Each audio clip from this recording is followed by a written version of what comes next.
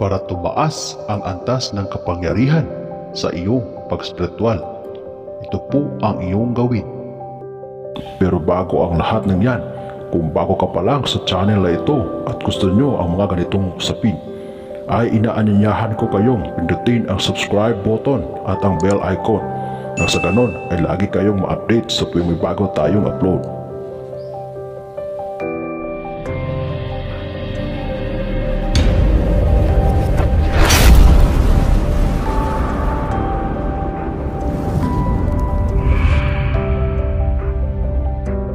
Mabilis lamang makamit ang pagpapalakas o pagpapataas ng antas, lalo na kung ikaw ay may dalisay na puso at hangad lamang ay bawang kabutihan.